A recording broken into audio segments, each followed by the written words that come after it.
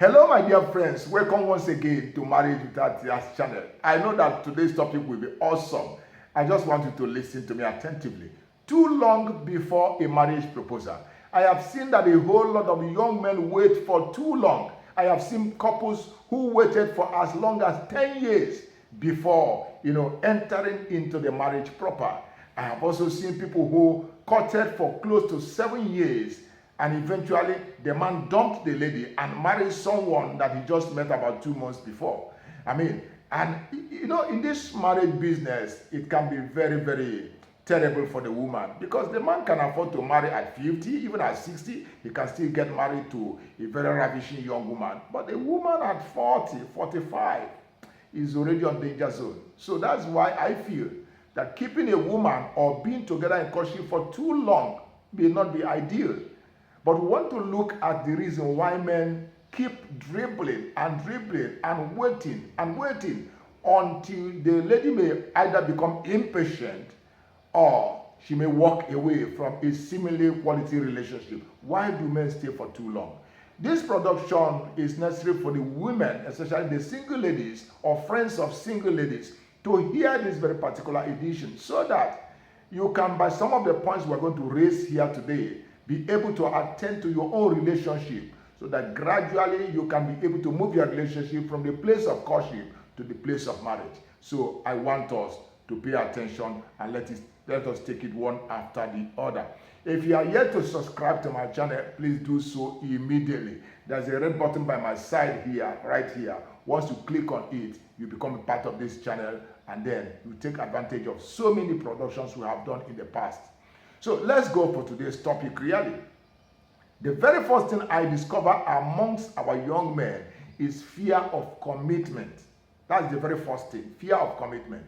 A man who has been free all his life, he goes to wherever he wants to go, does whatever he wants to do, stays wherever he wants to stay, somehow is afraid. There's this fear in him that he's about to lose that freedom. He has this fear. Because once he signs the dotted lines, his life is constrained not only for his own joy, but for the joy of his partner. So is he about to lose them? A whole lot of women have given themselves to relationship to the extent that they keep banging the man every day and every night, thinking that that's the easier way to get the man to propose to them. But it's not usually so.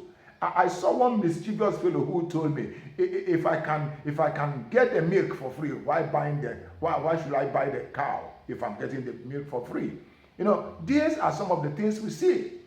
Fear of commitment. A whole lot of young men are afraid of being committed to the union, being committed to the responsibilities and the duties that come as a result of this change of status. So they are afraid.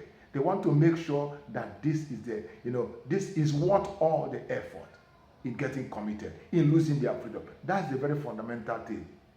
The second reason why most men wait is they are unsure of the relationship. Especially in the place of waiting and studying, they are getting different kinds of versions of who you are. Today, you are very happy. The next day, you are so saddened and depressed. The next day, you are excited. No, he doesn't actually know whether this is the kind of person he will love to spend the rest of his days with. So, in the place of studying and not being unsure, he keeps marching on, hoping that possibly he will get a better version of you. That is always the problem. And there are some men who expect 100% version of what they want in an ideal woman. But I want to let you know, even as a man out there, you can never get it 100%. I used to tell my people, if you can get up to 70% of what you are looking in any woman, then it's a pass mark. Especially if the rest 30 you are not getting is something you can work on in the process of your marriage. So we can't get it 100%, but a whole lot of men want to get it 100%. That is another reason why they wait for too long. The third reason why they wait for too long is that some people want to make it in life before they step into marriage. They want to get all the financial foundations, firm. They want to see their careers blossoming. They want to see their businesses taking on a new positive dimension. They want to see that affirmative vibe in all they are doing before they step into marriage. I know I've seen people who waited that long simply because that is what they want to see. They don't want to find a situation whereby they are marrying the woman and the woman is coming in to enjoy quote and unquote poverty with them. So they want to make it in life before stepping into marriage. That has always been the reason of so many people. I want you to know, if you are a woman and you were such a man, you must encourage such a man to do the needful so that you become a supportive vessel, in the process of affirming that foundation that he so much desired. Because it can be done, especially if he knows that you have his back. That is one of the reasons why men wait for too long before stepping into a marriage proposal. The fourth reason is because they take stock of all the marriages around them, especially some of their friends who are having terrible marriages around them. If you go to our courts today, you will discover that so many marriages are, packing up just after 1 or 2 years or 3 years of marriage. The couples are daggers drawn. And these people see these things. And they know that if they are not firmly prepared for the task ahead, that the same thing that their friends are experiencing may be what they are stepping into. So, no matter how warm you are as a woman, the guy is always, standing aloof, watching, and he's not at ease. You as a woman is the only one who, by your emotional and psychological well-being, can get him to the place where he becomes comfortable with you, becomes vulnerable with you, is able to open up to you and tell you a whole lot of things concerning himself, and then you can help him to reach a positive outcome. If you are yet to subscribe to my channel, please do so immediately. Like I said earlier, there is a red button by my side here. Once you click on it, you get subscribed and you become part of what we are doing on this channel. The fifth reason may be what I call emotional readiness. There is a lot of men who are physically endowed, but they are not emotionally ready for marriage. This is a man who has been living an independent life and is afraid to step into a life of interdependence. Because marriage is moving from the place of independence to the place of interdependence. Now you are no longer going to make up your mind for yourself only, but you are going to carry someone else along. It requires a whole lot of emotional and psychological investment, and a whole lot of men out there are not prepared for these things. So they can be your boyfriend, you can go places with them, some of them become your sex partners, but when it comes to the nitty-gritty of what makes a matured person, you discover that this person is not emotionally prepared for marriage. He gets angry at the slightest time, at the slightest opportunity. He becomes selfish at the slightest opportunity. He does a whole lot of things, a lot of hide and seek concerning himself. So he's not emotionally prepared for the responsibilities of marriage. And he knows that. And he doesn't want to put you through that pressure. So this is the few things that I consider may be the reason why so many people are not prepared, to pop up that question as at that point in time. I'll give you the sixth one. The sixth reason is what I call, fear of rejection. A whole lot of people are afraid to be rejected. There's something rejection does to some people. Rejection makes some people, become recluse, become hermetic. They withdraw. Some people, when you reject them, instead of accepting that rejection and moving on in life, they become constrained. Like a tortoise, they hide themselves inside of their shell. Some of them become depressed. Some of them become so angry, and they lose touch with reality. So a whole lot of people, even though you are moving around with them as girlfriends, as lovers, they are afraid that if they pop up the question, you may say no. And saying no can do a lot of damage to them. So as a woman, you have to watch your man. You have to study him and know whether this is actually his own challenge, and then as a woman how to deal with it. If he has that fear and you discover that he's harboring that fear, all you need to do is to be doing things that will affirm your love towards him, so that he is filled with understanding that you truly love him, not that you have baggages here and there, or you have second options here and there. No. Let him know that he is the only man in your life and that you actually desire to spend a lifetime with him. Give him that encouragement to actually pop up the question if he is having the fear of rejection. This is one of the things that make a whole lot of men withdrawn and fail to pop up the question on time. What I may call the seventh one is, faulty priorities. There's a lot of people who have faulty priorities. What is supposed to be important to them, they put it under. And then things that are not too important, they put it at the top. I think for every man, the very first priority is for you to have, an understanding of who you serve, your God. You have to be in alliance with your God. You have to form an affinity with your God. Once you understand your God and what he's leading you to do, then the next thing is for you also to gain an inner understanding of the person God has sent to you.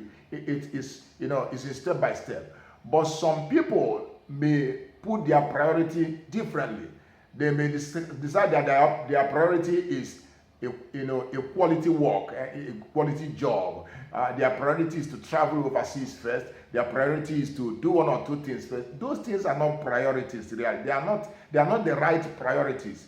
If you know how to place your priorities as a man, I am talking to some of our ladies there, so that you help the man know what true priorities are. First priority is the man's relationship with God. The second priority is the one that will share his life with him. The third priority is, of course, his work, his career. Those are priorities. Then the fourth priority other things may come within the fourth. So people who place priorities wrongly can place marriage at the bottom of the park. And if you meet a man that have put marriage at the bottom of the park, who want to fulfill every other priority before marriage, you can stay in that relationship for too long. So try to understand what your man's priorities are. And if he's not willing to alter those priorities and he considers marriage as the last on his scale of preference, then certainly you need to make a move. You need to get out of that relationship immediately. So that is the seventh one. The eighth one I want to talk about is what I call waiting for the right moment. What men don't realize is that crowns are transferable. Crowns are transferable. So a man may be waiting for the right moment. And he may continue, the right moment will be when I finish building my house.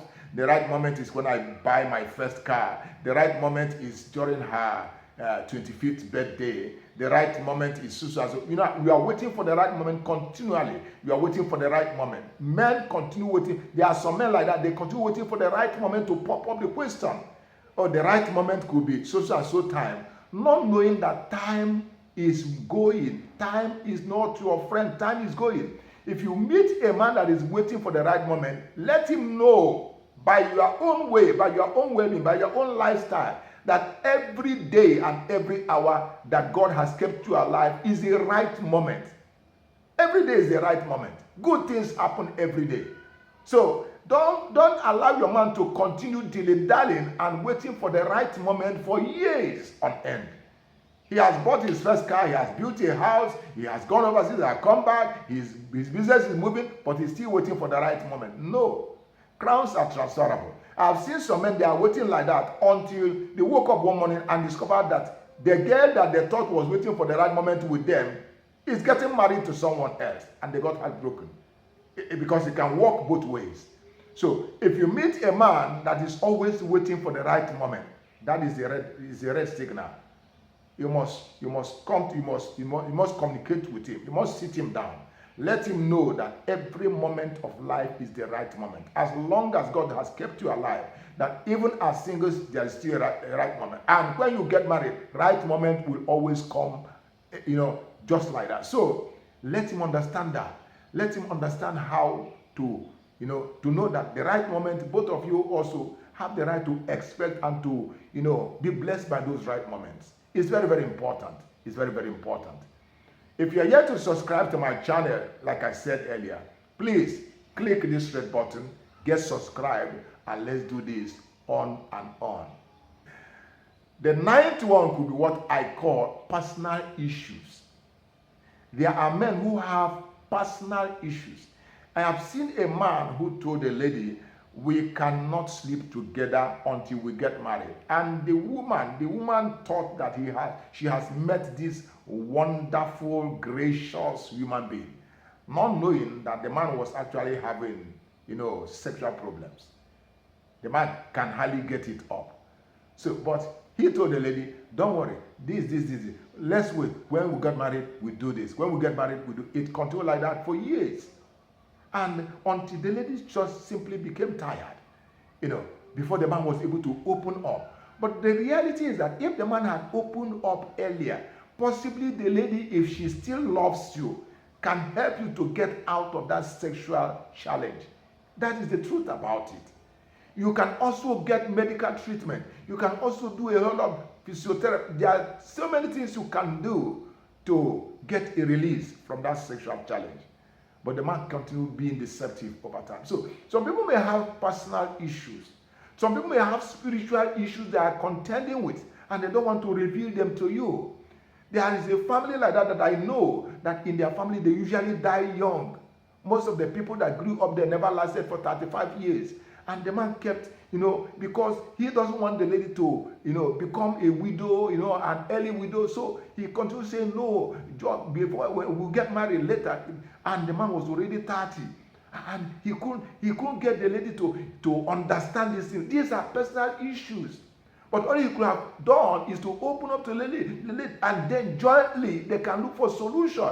Because for every challenge upon the face of the earth, there is always a solution.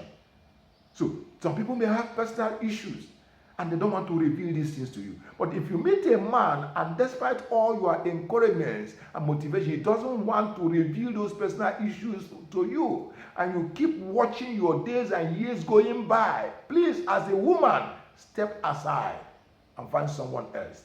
Very, very important. A broken courtship is better than a broken and unfulfilled marriage. And I will give us the 10th one. The 10th one is very, very important.